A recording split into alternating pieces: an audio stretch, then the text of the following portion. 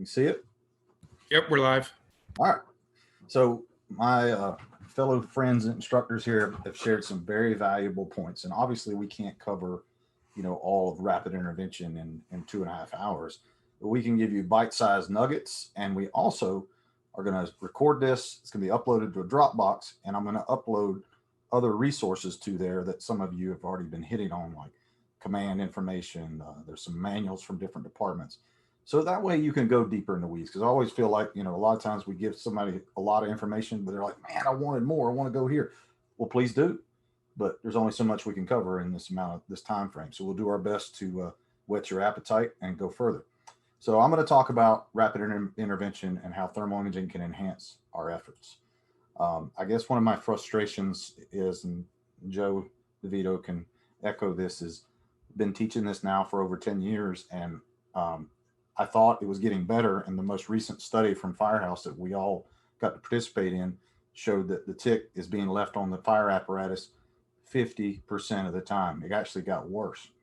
So we're going to cover some things about how just being the designated adult as a company officer, carrying a decision-making camera will make a difference in these life or death decisions. So we're going to cover line of duty death case study information, how using a thermal imager can enhance our efforts, and some application-based examples, because I'm big on giving applications or experientially relevant information. As you can see in the picture here, this is what we call the mama duck, baby duck lead search technique, where they just following down the hallway. I'm not a big fan of us grabbing onto each other's feet, but you can actually see that their bottles are lit up dark. And we're going to talk about why that's important for us to understand from a RIT perspective as we move forward. So let's learn from our past. Just know up front that I'm not here to preach at you or condemn anybody, because that top left picture is my department, and the center bottom picture is also my department, and the far right picture impacted me greatly because that was my dear friend Sean Blocher's best friend, Captain Jake Ringering. Vincent Dunn, who's a fire service icon, says it best. We got to learn from those who've gone before us. If it's your mentors, your elders, that's great. Learn from them as well. But these guys right here paid the ultimate sacrifice. And it literally tears my guts up when I hear us making the same mistakes on the radio, especially myself, because I go back now as a battalion chief, I can get the audio and listen to it and go, why did I do that? I need to do better. I owe it to them to do better. So study what went wrong, as Nick said, learn what went right, and how can we make it better? How is, as Joe talked about, how we can implement that RIC in different phases, and how John talked about, how can we be cool, calm, and collective? Those of you who are married understand that the more you raise your voice, things get worse. And if you yell on the fire ground, it's not going to get better either. I've never met anyone that yelled and put a fire out. So it's not going to make things better. It's going to cause all kinds of issues. So some of the statistics you've already heard, but if you don't know Brett Tarver, that's the Phoenix study. I was a Phoenix fire intern in 1995. Got to be out there and learn a lot from them. And what you learn from this study is, as they already shared with you, it takes 12 firefighters to rescue one.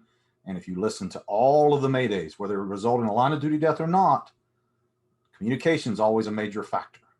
Listen to me when I say this. Top 5 killer of firefighters, always failure to communicate. Top 5 killer of marriages, failure to communicate. Top 5 killers of fire departments and organizations and corporations, failure to communicate. As Nick said, communication is critical.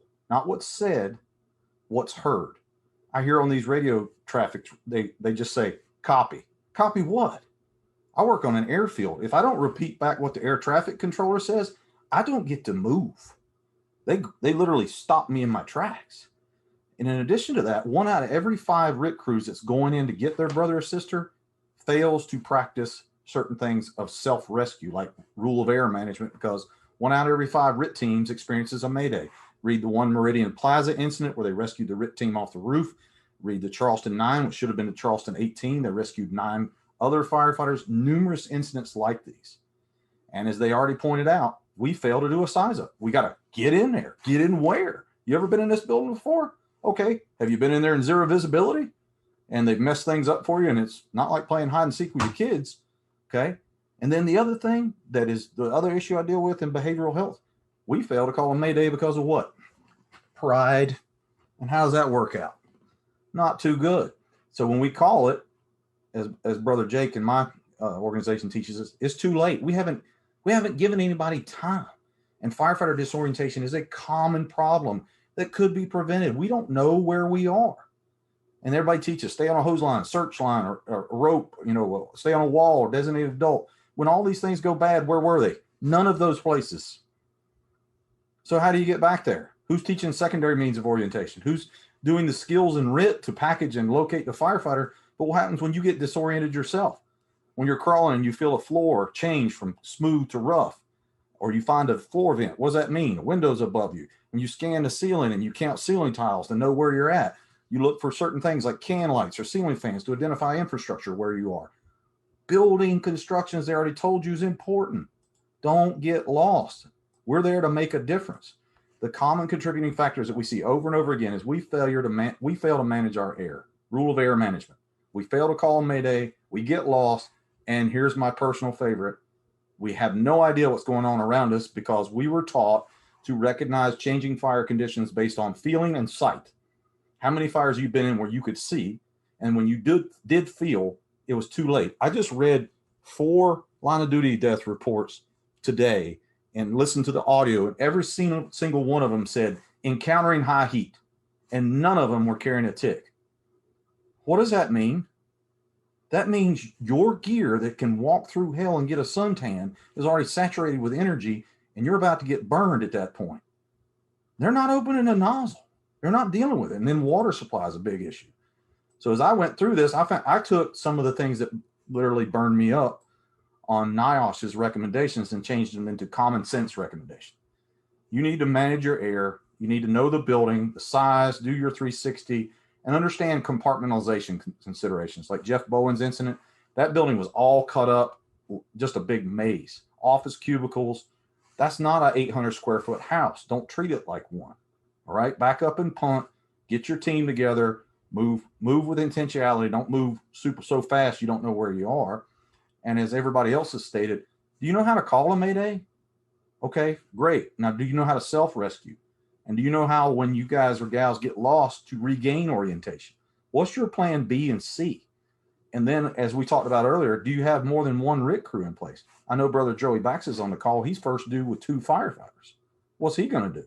They got to call for more help early just in case. Because we like to say, when I used to work at 2, we'd rather have it, not need it, than need it and not have it. Because if I called for a second alarm, it was 10 minutes before they got there. And have your RIT crew staged at various points of entry if possible, especially in a commercial incident. I like the 3 L's. I want to have lots of lights. I want to have lots of ladders. And I want to have lots of lines. I want hose lines, search ropes. I want things with specific purposes. A hose line to the fire, a backup line, backing that up. Ladders all the way around the building. I worked with Captain Nicholson for 7 years. I never worried about bailing out a window, because as soon as he went in and did their quick primary, the first thing they did was ladder all 4 sides of the building. And they did it amazingly well because they did it every day. And the other thing, we got to be accountable. And I'm not talking about just a par. We can't wander off. We can't, I need to do that. Talk to everybody. Stay oriented. And it's not just the company officer's job to stay oriented, because if I'm in there and I'm 46 years old and drop dead from some medical emergency, who's oriented now? The 3 guys that were on the line, or 2 guys, and they don't know where they're at? Uh-oh. Somebody's got to be the designated adult. And by the way, that's all of us. I know it stinks. We got to be a grown-up. But they're depending on us, and your crew's depending on you. So think about that, okay? Please do, because I don't want you to be surprised. When we talk about ROAM, Rule of Air Management, how many times have you heard this on the radio? You hear them call inside for a conditions check. How you making progress on the fire? And hear, give me another minute, Chief. And in the background, you hear the vibra alert. What does that mean? We don't come out until the vibra alert goes off. Should we go out before that? Absolutely. Because think about how far it took you air-wise to get there, how much air you expended to work, and then how much it's going to take you to get out. And God forbid, if something happens, you got, as Dave Ramsey says, you got too much month at the end of the money. You're in trouble. You don't have any more air. And those of you who come to work and are really good about checking your air pack and make sure it's full, God bless you, because I've seen many of people They look at their air pack, and it's a 4,500 PSI cylinder, and they say, oh, 4,000 is good. Tell you what, let's do a air drill, consumption drill. I'm going to start with 4,500. You're going to start with 4,000. And when you suck your face piece up here like this and can't breathe, and I can still make it to the door, that's the difference between seeing your kids and not seeing your kids. Know the difference. Air is free. Okay. Here's something I learned from a lot of smarter people than me, much smarter. Rule of air management, rule of thirds. This is a 5,500 PSI cylinder. You can do the math on yours and figure it out. Basically, it means I've got around 1,800 PSI plus or minus to do each phase. To get there and work, okay, to leave, and then I got 1,870 PSI in reserve. Why do I want to reserve? Because as Nick said, it's not if one occurs, it's when. And as John talks about normalization of deviance, if I always use up my reserve and I always saturate my gear with energy and never realize I'm in a bad place, when this finally does happen, I didn't give my brothers and sisters a chance to rescue me. I'm dead long before they got to me. So give them a chance to get you out, because you never know what's going to happen. You don't know when you're going to fall through a floor that's rotten. You don't have x-ray vision. You don't know when a truss is going to come down. We can do everything we can. And just like that guy in FDNY the other day, that AC unit hit him in the head. It gives me chills watching that video, man. You can't see everything coming, but we can do our best. So here's some proactive things like Nick was talking about. Do our job first. But if you're the rapid intervention officer or team, you need to have these things done. A tactical 360 is what we teach in our curriculum, where you carry a camera when you do your 360, and you need to know what you're looking for. Brother Mark and I talk about this, the difference in building construction and thermography and how we can put these two together. Contractors understand how a building works. We need to know what they know to understand how the building's going to perform under fire conditions, and then how to interpret it properly by looking at the camera. If you'll carry the camera, look at side A, look at side B, C, D. Make sure you do that not while you're walking, because I don't want you to end up with a bad knee like me, and scan low, middle, and high, please. Everybody else teaches high, middle, low. You know why we don't do that anymore? Human behavior. We learned the hard way. Firefighters look up, they see heat, and never look down and realize, oh, that's a basement, and it's running through the balloon frame walls. Bad idea. Read Mike Daly's article in Firehouse recently about lighting up the scene and how powerful it is about lighting. You know, 56% of our injuries occur outside of the structure. Why? Because we're not paying attention. Our guard's down. Accountability and orientation are key. Know where you're at, know where your crew is. Manage your air. And if you are carrying the camera, please don't use it as a paperweight. Look both ways before you cross the street. Consistently, ever so often, scan the room. And please don't read that spot temperature. Know what you're looking at, the overall heat in the room, the thermal layer, what's it doing? And if you study Don Abbott, as we have quoted so many times tonight, he tells us the failure to conduct a 360 was the number one issue. 50% of the Maydays had no 360. And then 23%, or if you add them all up, because I'm not a math magician, but 73% of all Maydays had an incomplete 360. So if we don't complete that 360, or if we complete it and we don't share those results, like several line of duty does have taught us, they don't know there's a basement or a sub basement, or they don't know the fire is burning through the floor from the basement. Share that information and make sure the other companies heard it. If you're a mutual aid guy or gal, you need to get in there and do your own 360. And this is my favorite phrase on the fire ground. Get in there and put some water on that fire. Okay, where am I going? Well, it's in there. Well, yeah, I know. My 11-year-old can tell me that. The building's on fire. Where is the fire? What is the building layout? Fire location, direction of spread, and please no more than one way out. If you're going on a trip and your cell phone is your only source of navigation, that's like using a tick for your sole source of orientation. It will fail you. Have more than one way out. Your crew relies on you to do so. And please reassess conditions. Look before you send them somewhere, and then watch. Your job is like an orchestra conductor. You're there to communicate, facilitate, and watch over. You can't do that if you're forcing doors, pulling hose. Yeah, you got to pull some hose every so often, but you got to be watching over them, training and using the tick. As you can see in this company officer standing between 3 rooms that we did in Buchanan, West Virginia, and he's watching 2 different search crews going, or 2 different search members searching 2 rooms simultaneously and watching around him. And here comes the firefighter back out. and he's staying on point with his job. As Nick said, he's knowing his role. Okay. But please, those of you who are drivers, I don't think you get enough credit, number one, because the further away you are from the nozzle, the more important you are. Because if you don't get me water, I can't do anything. You don't set that aerial up right, we're in trouble. But when you have got your primary functions done, illuminating the scene should be a tactical priority. Like it or not, Robert Absack writes some pretty controversial stuff, but one of the things he puts out is that needs to be a tactical priority. We need to light up those areas that firefighters can't see in, whether it's stairwells around the corner of the building, inside. What if you had a tripod light facing every egress point of the building? What are the firefighters going to do when they get in trouble and they line up with that? They're going to see the light. What if, as you're crawling, you place your stream light at every time you make a turn, you drop one? What are you going to see below the smoke, like exit lighting in an airplane? Use lighting to your advantage. It's not just about ticks, what I'm trying to tell you. So please make sure you use your lights. And here is a big issue I've found in the fire service, because we do so many things that basically is our fault. How many trainings have you been to where we go in and do search training or whatever it is, and the training officer or supervisor tells you, hey, you can't use your flashlights on this? Why? Well, you'd be able to see. Well, that's the whole point. So when we go to a fire, and I've seen this all over the country, firefighters go in with flashlights hanging off there, RIT team included. Guess what's not turned on? Because we indoctrinated them to not use the flashlight. You know what else we indoctrinated them to? When that pass device goes off, immediately turn it off. I read RIT team reports where the Mayday firefighter turned his own pass device off, just like a policeman would shoot and was taught to pick up his shell casings, doing that in actual incident. There's certain behaviors we need to fix, okay?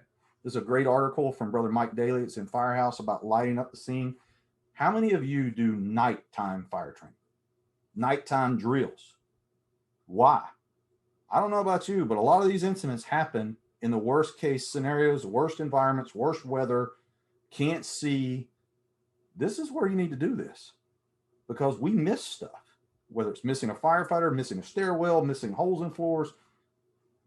Let's train like we fight like we train, like you talked about. It's not going to be in a perfect metal building with nothing on the floor. It could be like a level 3 hoarding environment like Ryan Pennington teaches us about. And please do me a favor. When you go into a building you've never been in before, and this sounds really basic, stop, look, and assess, then direct. Especially if you're a RIT team, you should know your way in. Look at the road, look at the layout. They say life, fire, and layout. Look for where the life might be. Where's the fire? What are the conditions? What's the layout? What's the shortest point to get there? Do I have to go from the unburned side to the burned side? No. If you're coming to get me, take the shortest path possible and get my big butt out, right? And do me a favor. Get down. We stand up in superheated areas with exhaust, blasting our $12 piece of plastic face piece, and then our camera fogs up and we say the camera whited out and we call it jump, when we were the dummy who stood up and wondered why it didn't work. So here's an example for you. This is an example of firefighters walking, and they walk towards the fire and they fail to wipe the lens of the tick. Notice, if you will, with me, how the image degrades as we get close to the actual fire room. Notice as the firefighters start to exit the room how clear this room is. The camera is in high sensitivity, which means high sensitivity to detail, lower temperatures, approximately 0 to 270 degrees of the Traeger UCF 9000. But notice how clear the image is. The camera hasn't switched to low sensitivity where it shows higher heat.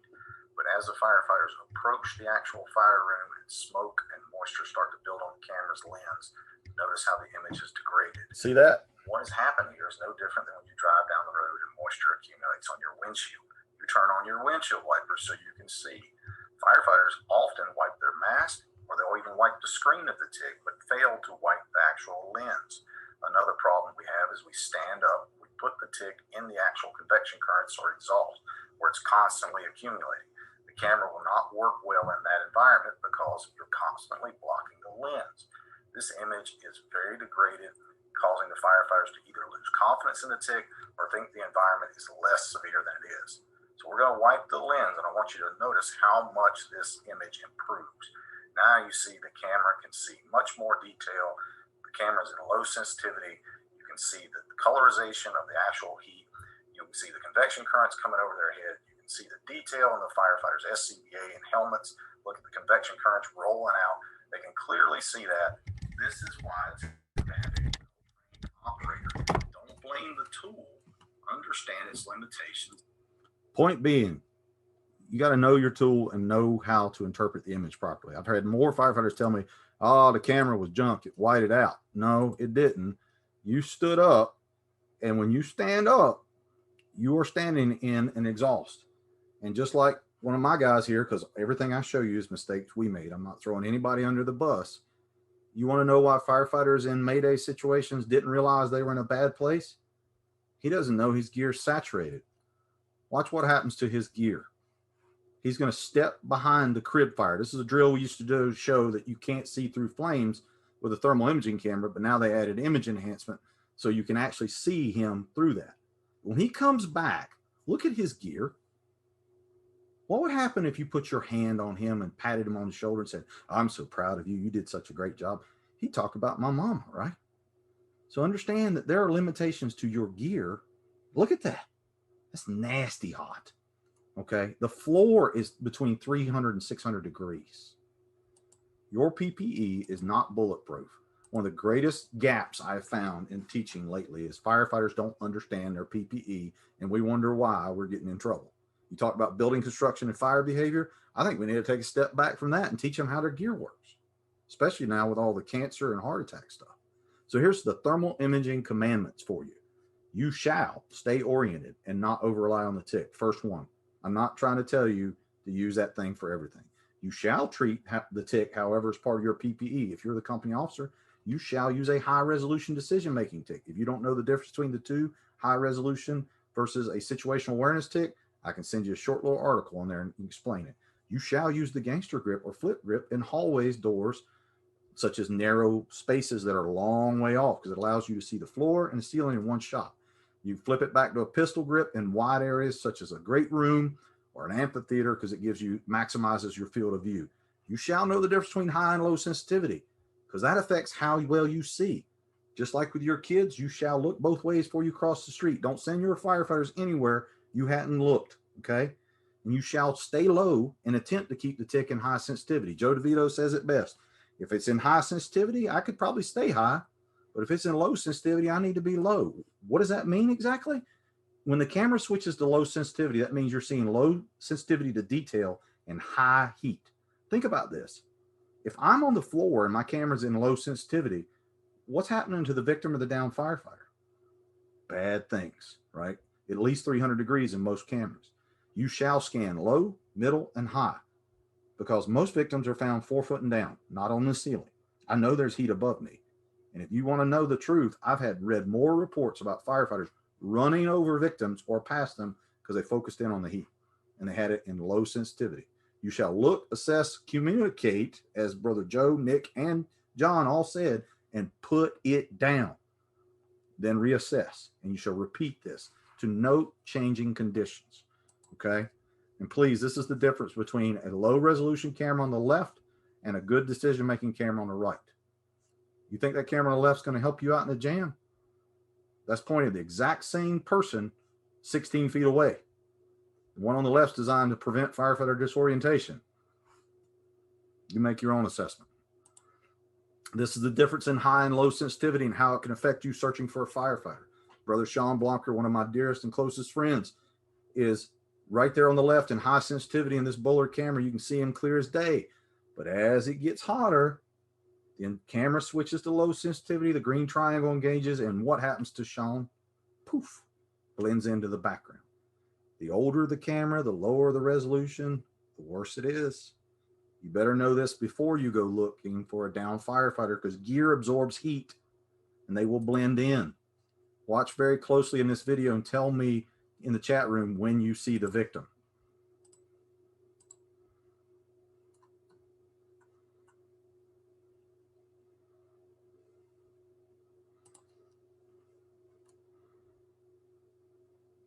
See him now?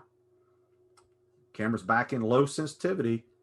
Don't have as much detail, but when we came down to the floor, watch what happens again. We're going to replay it for you. We're in low sensitivity. We see the heat, the convection current's coming around the corner. Fire's saying, here I am. We come down. What's that in the bottom right corner? Did you see that? We're going to come back down again. And when we're going to bring the camera down low enough that it's not seeing as much heat, camera switches. You see the stair railing clear. You see the hose line, and you see our little hose dummy over there. This is in Spotsylvania County. And there is a little stove in the corner. That's the difference. It's like having dirty glasses versus clean glasses, or no beers and after 12 beers. And here's my personal favorite. Ticks can't see closer than 3 feet without depth perception issue. This firefighter was right in front of a burn instructor, and we had to tell him he was there. This is why I don't put a tick in the hands of the person searching. Person searching doesn't have a tick in their hand, because when they get up on top of something, not going to see it real close. That search crew leader, however, needs to look and then go direct them. Notice that their gear is blending in with the background. That's why we recommend that. Notice their air bottle is dark. What do you think that means? They have air in there because am I the only one's ever frosted a bottle, breathing really hard?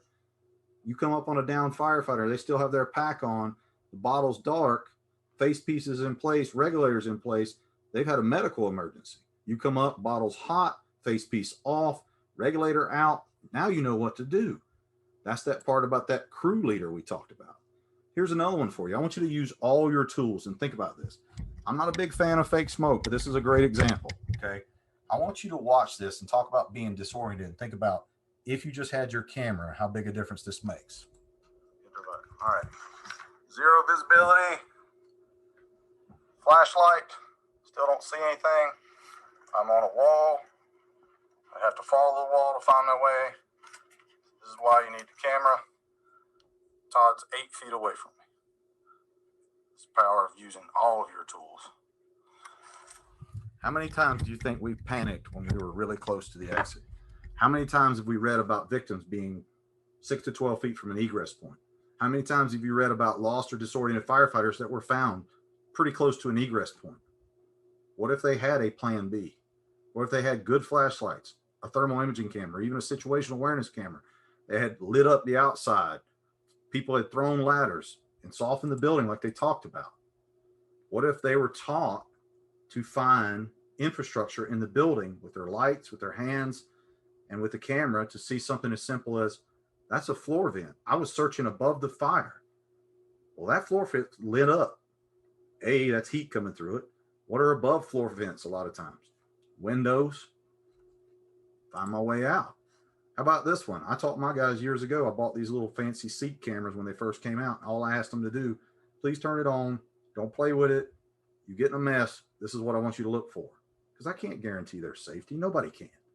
But it helped me sleep better at night to know that when they look down, if the hose line is charged and flowing water, what's the hose line going to look like? Dark.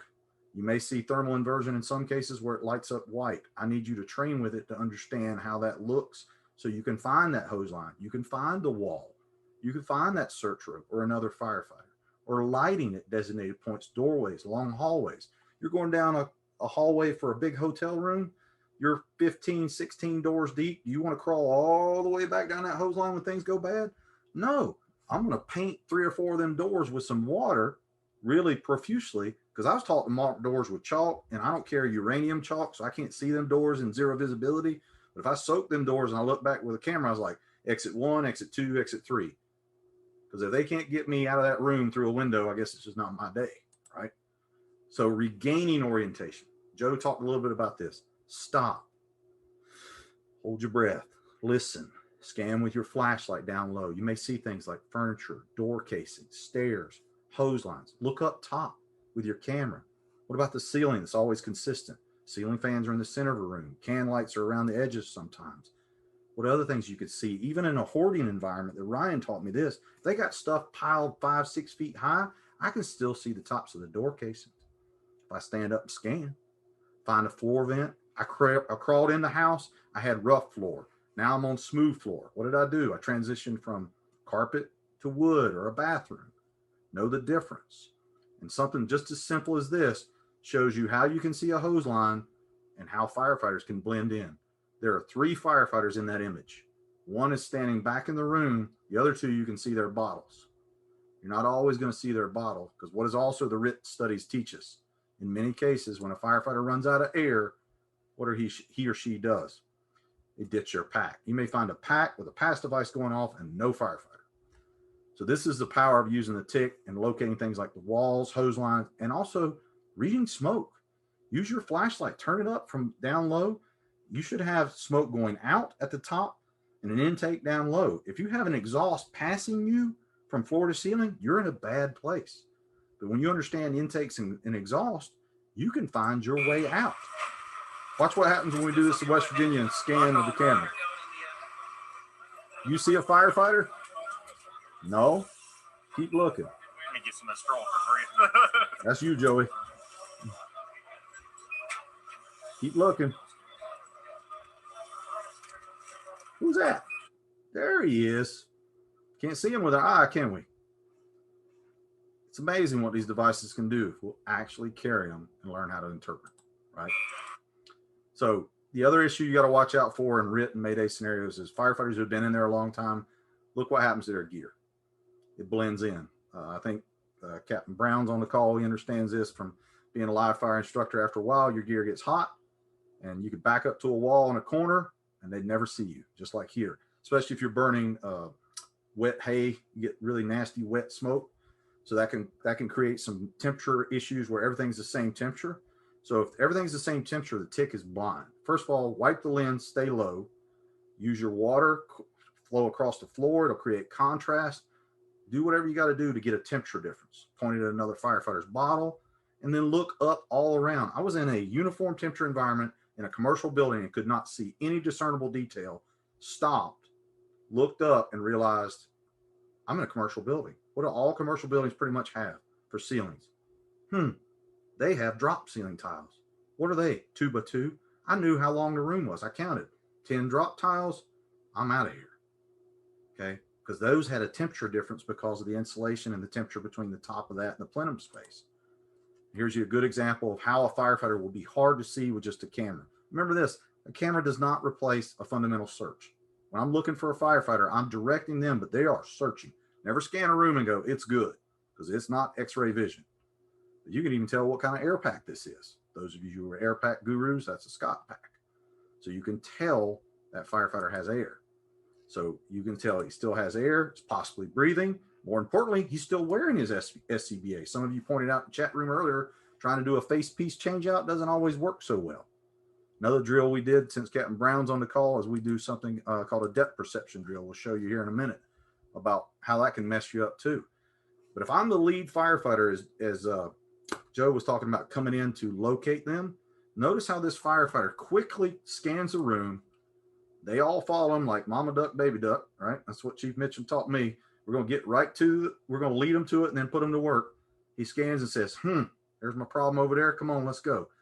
Now, a lot of people's like, oh, they're not moving fast enough. The total time of this video is 3 minutes from entry to getting the firefighter to getting him out. Notice what he just did. He found the fire room and closed the door. What did he just do for fire conditions over their head? He's like, get in there, go get them. Turns the corner. Look who they find. They moved with skill and purpose. And they're managing their air. And look, they found them. And what is the company officer supposed to be doing while they're doing that?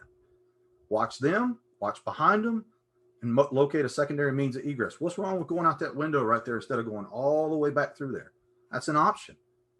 He could even come in here and close the door if necessary. But he or she's got to stay oriented, period. And you can locate this firefighter up to 70 times faster. Team leader, as he said, locates and radios command. Found the firefighter, Alpha Delta corner of the building. We're moving in to put him on air and package now. He's like, he's over there. That's my favorite thing, point and zero visibility. They can't see anything. We prefer to use the clock method, by the way, put hands on shoulders and say, to your 3 o'clock, to your 9 o'clock, unless you're under 20 years old and never seen a real clock before.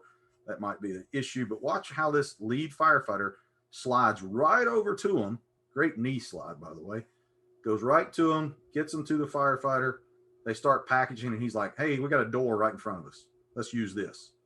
This is also why you carry your tools, because all doors are not going to be unlocked. Listen to the Jeff Bowen Mayday, you'll find that they said all the doors up here were locked. So what can you do when you find a firefighter? Wrapping all this up, we can assess them before we place hands on them. Are they on air and breathing? Is their face piece and regulator in place? Is their waist belt buckled so I can do that trick that Joe was talking about? How many firefighters you see walking around with that thing hanging? Because that's cool. It's not cool when I got to come drag you out, right? Is their face piece in place? Is their regulator in place? Is their airline cold, dark? All those things I just said. Look at you, how you can see this. What can I do for my firefighters long before they put hands on them? I'm like, he's over there in the far corner to your 11 o'clock. His face piece is in place. He's on his back. I can't tell if he's got air or not. Looks like you need to UAC him, as he talked about earlier. What do they got in their head now? A mental image of what to do. And when it comes to rapid intervention, it's not always pretty. And as he said, it's not always rapid. Use what you have, hose, webbing, etc. Brute strength if necessary. But majority of rescues are done by interior crews. Are you ready? Number one, will you have enough air and energy to do it? And notify command, as you all talked about in the chat room earlier, start me another RIT crew. Because I said earlier, 1 out of 5 RIT crews experience a Mayday. Don't be the statistic, right? This is one of my personal favorites. This is a 6'5", 270-pound man. They scanned behind the burn barrel and said nobody's back there because they were using a low resolution camera. And they didn't understand what he would look like when his gears heated up. And I said, do you want to do that again? No, we're good. I said, why don't you put your hands back there? They grabbed a hold of him. They realized, oh my goodness. So make sure, as Chief Mitchum says, when in doubt, check it out, right? So are you prepared? This is a great drill I learned from Chief Mitchum and Captain Brown. Can you cut wires, force doors? How about Brother Mark's talk about cribbing and lifting? Can you do all that in zero visibility or extremely limited visibility? If you haven't practiced it, it is not easy. I'm sorry. I've done it and it ain't easy. Here's what you need to learn. Hitting a Halligan in zero visibility is a trust exercise. Big time, especially if you got to force a bunch of doors. Here's our personal favorite. You can see this, Captain Brown, if you're still on here, this should bring back memories. One person holds the Halligan, the other one's got to hit it 5 times. Notice we're not hitting it very well. Use a 4x4 block. Now we got some cable. They've got to locate the cable and cut it. Let me ask you a question. If I crawl through there and the drop ceiling falls on me and I got all these wires tangled up around me and I got coax cable right next to my EBSS hose or my regulator hose, and you cut my regulator hose instead of the coax cable because you're in a hurry, what'd you just do to me? Zeroed my chances out. It's a great drill to show them depth perception issues and how to use the camera to find the wire or what you need to do and then put the camera down. And they also find out really quickly that their dollar store pliers don't work really well. If Jake was on the call, he would be proud because I say you'd spend some money on some good pliers at that point and cut them. So I think I've used up my time, maybe a little more, but this is my contact information. My email's at the top, website there. We have a blog with lots of articles. Those are our sponsors. That's my cell phone. Don't call me after 10 o'clock or I'll get in trouble. Let's see here. Stop share.